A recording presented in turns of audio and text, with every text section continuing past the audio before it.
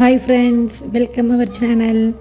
இன்றைக்கி பார்த்தீங்கன்னா நான் உங்களுக்கு என்ன வீடியோ எடுத்திருக்கேன்னா ஒரு கிச்சன் மேக் ஓவர் தான். ஆல்ரெடி நீங்கள் எல்லாருமே டைட்டில் பார்த்துருப்பீங்க. ஸோ இதுதான் என்னோடய கிச்சன், ஒரு சின்ன கிச்சன் தான். இந்த கிச்சனை நான் எப்படி எனக்கு ஏற்ற மாதிரி மேக் ஓவர் பண்ணியிருக்கேன் அப்படின்றத உங்களுக்கு இந்த வீடியோவில் ஷோ பண்ணியிருக்கேன். வாங்க வீடியோக்குள்ளே போகலாம். இது சண்டே எடுத்த விலாக் தான். ஏன்னா சண்டே தான் நான் கொஞ்சம் லேட்டாக பிரேக்ஃபாஸ்ட் பண்ணுவேன், எனக்கு கொஞ்சம் டைம் கிடைக்கும். அதனால தான் இந்த வீடியோ நான் சண்டே தான் ஷூட் பண்ணியிருக்கேன்.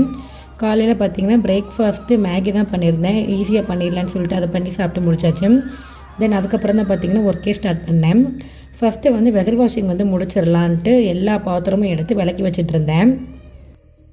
வெசல் வாஷிங் ஃபுல்லாக முடித்தாலுமே வீட்டில் பாதி வேலை முடிஞ்ச ஒரு ஃபீல் எனக்கு இருக்கும். ஏன்னா எனக்கு பாத்திரம் மட்டுமே பாருங்கள், இந்த ஒரு பேஸ்கெட் ஃபுல்லாக வந்துருச்சு. எல்லா பாத்திரத்தையும் விளக்கி முடித்து அதது இடத்துல எனக்கு ரீப்ளேஸ் பண்ணவே எனக்கு டைம் ரொம்ப ஆயிடுச்சு. என்னோடய கிச்சன் எப்படி இருக்குன்னு பார்த்தீங்கன்னா, உள்ளே என்டர் ஆன உடனே மேலே இந்த ஒரு ஷெல்ஃப் இருக்கும். ஃபஸ்ட்டு இந்த ஷெல்ஃபில் இருந்து தான் நான் ஸ்டார்ட் பண்ணேன். ஓகே, ஃபஸ்ட்டு இதை அரேஞ்ச் பண்ணிடலான்ட்டு ஃபஸ்ட்டு இந்த ஒரு ஆரோ வாட்டர் தான் நான் அந்த கார்னரில் தள்ளி வச்சுருந்தேன். ஏன்னா இந்த ஆரோ வாட்டர் இப்போ ஒர்க்கிங்கில் இல்லை. ஸோ அதனால தான் இது நமக்கு தேவையில்லைன்னு சொல்லிட்டு ஒரு ஓரமாக தள்ளி வச்சுருந்தேன். அப்புறம் பார்த்திங்கன்னா இந்த டைல்ஸ் எல்லாமே நல்லா வைப் பண்ணிகிட்டு இருந்தேன். அவ்வளோவா ஒன்றும் தூசி எனக்கு தெரியலை. அதுக்கப்புறம் பார்த்திங்கன்னா இந்த ஈய பாத்திரங்கள் இருக்குது பார்த்திங்களா, இந்த சாப்பாடு பொங்குற பானை, இது எல்லாமே ஒரு ஓரமாக அரேஞ்ச் பண்ணிகிட்டு இருந்தேன். ஏன்னா இது எல்லாமே நான் ரேராக தான் எடுப்பேன். ஏன்னா பெரிய பெரிய பாத்திரத்தெல்லாமே அந்த ரைட் சைடு ப்ளேஸ் பண்ணிட்டேன்.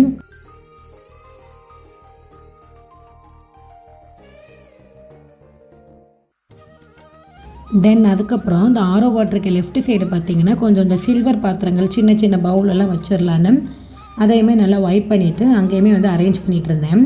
ஏன்னா இந்த பாத்திரம் தான் மோஸ்ட்லி நான் யூஸ் பண்ண எடுப்பேன். ஸோ அதனால் எனக்கு கைக்கு எட்டுற மாதிரி இருக்கணும்னு இந்த சைடு நான் யூஸ் பண்ணுற அந்த சில்வர் பாத்திரம் எல்லாமே அரேஞ்ச் பண்ணி வச்சுருந்தேன். எனக்கு எப்பயுமே செம்பு வைக்கிறதுக்கு மட்டும் இடம் அமையாது. ஏன்னா நான் வைக்கிற இடத்துல செம்பு இருக்கவே இருக்காது. ஒன்று பெட்ரூமில் இருக்கும், இல்லைன்னா ஹாலில் இருக்கும். சமைக்கும் போது பார்த்திங்கன்னா ஒரு செம்பு கூட கையில் இருக்காது. ஸோ இந்த வட்டை இந்த இடத்துல வச்சு இந்த இடத்துல தான் எடுக்கணும்னு சொல்லிட்டு செம்பெல்லாம் கரெக்டாக அந்த இடத்துல வச்சு அரேஞ்ச் பண்ணிகிட்டு இருந்தேன். ஃபைனலாக அரேஞ்ச் பண்ணதுக்கப்புறம் மேலே உள்ள ஷெல்ஃப் இப்படி தான் இருந்தது. அப்படியே இந்த ஷெல்ஃபுக்கு கீழே பார்த்திங்கன்னா ஒரு ஹூக் போட்டிருப்பேன். ஸோ இதில் தான் இந்த டீ பாத்திரம், அப்புறம் தோசைக்கல், தவா இதெல்லாமே ஹேங் பண்ணுறதுக்காக தான் இந்த ஹூக் மாட்டியிருக்கேன். இந்த ஹூக் பார்த்திங்கன்னா நான் மீஷோவில் தான் வாங்கினேங்க, நல்ல வெயிட் தாங்குது. உங்களுக்கு வேணும்னா சொல்லுங்கள், நான் லிங்க் டிஸ்கிரிப்ஷனில் கொடுக்குறேன், நீங்களுமே வாங்கி பாருங்கள். இதில் தான் நான் யூஸ் பண்ணுற அந்த பாத்திரங்கள் எல்லாமே ஹேங் பண்ணி வச்சேன். இது எனக்கு ரொம்ப கிச்சனில் யூஸ்ஃபுல்லாக இருக்குது. அப்படியே இது பக்கத்தில் சிங்க்குக்கு மேலே பார்த்திங்கன்னா 2 ஆணி இருக்கும். அதில் தான் நான் யூஸ் பண்ணுற சோப்பு, அதுக்கப்புறம் இந்த லிக்விட் எல்லாமே வச்சுருப்பேன். இது பார்த்திங்கன்னா கேஸ் ஸ்டவ்வுக்கு லெஃப்ட் சைடு. ஸோ ஒரு கார்னர் ஸ்டாண்ட் வச்சு அதில் தான் ஆர்கனைஸ் பண்ணிகிட்டு இருந்தேன். ஒரு பனியார குழி கீழே வச்சுருந்தேன். தென் அதுக்கு மேலே 5 பெட்டி, அப்புறம் பார்த்திங்கன்னா யூஸ் பண்ணுற ஐட்டம்ஸ் எல்லாமே மேலே வச்சுருந்தேன். அதுக்கு பக்கத்தில் பார்த்திங்கன்னா இன்னொரு ஸ்டாண்ட் வச்சுட்டு இதில் உப்பு புளி வச்சுருப்பேன். அது பக்கத்தில் தூள் உப்பு வச்சுட்டேன். தென் கீழே ஆர்கனைஸ் பண்ணுறதுக்காக நான் டெய்லி யூஸ் பண்ணுறேன் கடுகு, ஜீரகம், அப்புறம் வெந்தயம், அந்த 3மே பார்த்திங்கன்னா ஒரே பாட்டிலில் வச்சுருப்பேன். அப்புறம் பார்த்திங்கன்னா மஞ்சத்தூள், சில்லி பவுடர், இது 2ம் பார்த்திங்கன்னா ஒரே பாட்டிலில் ஸ்டோர் பண்ணி வச்சுருப்பேன். அதுக்கப்புறம் பார்த்திங்கன்னா இந்த டெய்லி யூஸ் பண்ணுற பொட்டுக்கடலை, பச்சை பயிறு, அதுக்கப்புறம் பெருங்காயம், இதெல்லாமே ஒரே டப்பாவில் போட்டு ஸ்டோர் பண்ணி வச்சுருப்பேன். இந்த செட்டப் பார்த்திங்கன்னா அந்த ஸ்டாண்டுக்கு கீழே இன்சர்ட் பண்ணியிருப்பேன். அப்போ தான் எனக்கு எடுக்க ஈஸியாக இருக்கும். அப்புறம் பார்த்திங்கன்னா இது ஒரு சிலிக்கான் ட்ரே. இது பார்த்திங்கன்னா நல்லா ஃப்ளெக்சிபிளாக இருக்குங்க, உடையாது, எதுவுமே செய்யாது. நல்ல அதோட கெப்பாசிட்டியுமே பார்த்திங்கன்னா நிறைய பிடிக்குது. எனக்கு இது ரொம்ப யூஸ்ஃபுல்லாக இருக்கும். இதில் பார்த்திங்கன்னா வாட்டர் பாட்டில், அப்புறம் பாப்பாவோட ஃபீடிங் பாட்டில், அப்புறம் அவளோட சிப்பர் பாட்டில் ஒன்று வச்சுருப்பேன். தென் அதுக்கப்புறம் பார்த்திங்கன்னா கட்லரி செட்டு எல்லாமே நான் இதில் தான் வச்சுருப்பேன். இது பார்த்திங்கன்னா பார்க்குறதுக்கு நீட்டாகவும் இருக்கும், நல்லா கொஞ்சம் லுக்காகவும் இருக்கும். ஃபைனலாக அரேஞ்ச் பண்ணி முடிச்சதுக்கப்புறம் இந்த கவுண்டர் டாப் பார்க்க இப்படி தான் இருக்கும். மிக்ஸி தான் க்ளீன் பண்ணிகிட்டு இருந்தேன். ஏன்னா மிக்ஸியை கேஸ் ஸ்டவ்வுக்கு ரைட் சைடு வச்சிடலான்னு சொல்லிட்டு தான் நல்லா க்ளீன் பண்ணேன். எனக்கு மிக்ஸி க்ளீன் பண்ணுறதுல எந்த ஒரு கஷ்டமே இருக்காது. ஏன்னா நீங்களே பாருங்கள், எனக்கு உள்ளே கொஞ்சம் ஸ்பேஸ் இருக்கும், நம்ம ஃபிங்கர் விட்டு கூட க்ளீன் பண்ணிக்கலாம். அந்த மாதிரி தான் நான் க்ளீன் பண்ணுவேன். நான் க்ளீன் பண்ணுறதுக்கு எதுவுமே யூஸ் பண்ண மாட்டேங்க, ஒரே அந்த விம் ஜெல் மட்டும்தான். அது கூட கொஞ்சம் வாட்டர் ஆட் பண்ணி அதை வச்சு தொடச்சிருவேன். மிக்ஸி செட்டை பார்த்திங்கன்னா நான் அந்த ட்ரேயில் தான் அரேஞ்ச் பண்ணிகிட்டு இருந்தேன்.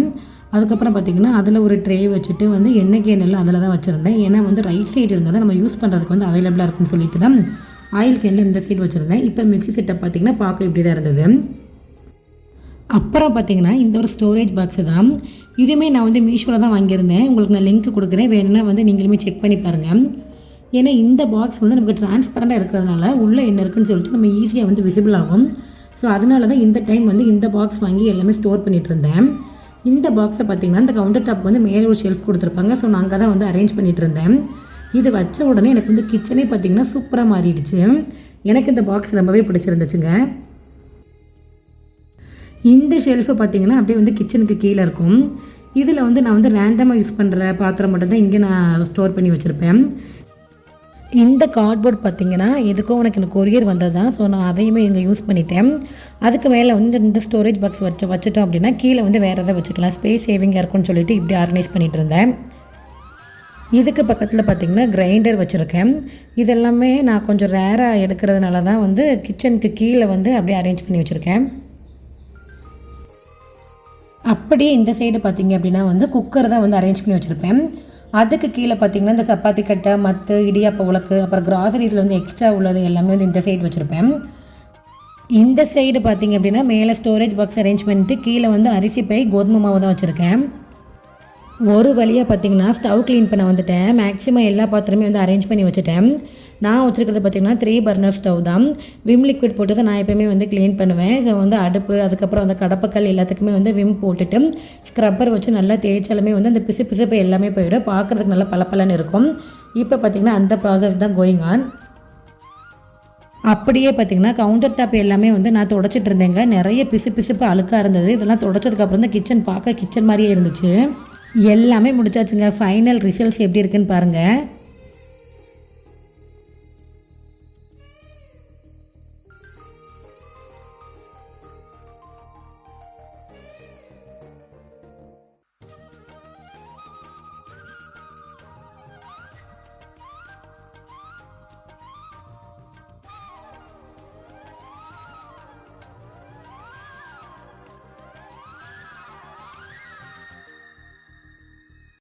எனக்கு தெரிஞ்ச மாதிரி நான் என்னோடய கிச்சனை மேக் ஓவர் பண்ணியிருக்கேங்க. உங்களுக்கு பிடிச்சிருக்குன்னு நினைக்கிறேன். இந்த வீடியோ பிடிச்சிருந்துச்சு அப்படின்னா மறக்காமல் சப்ஸ்கிரைப் பண்ணிக்கோங்க. பாய்.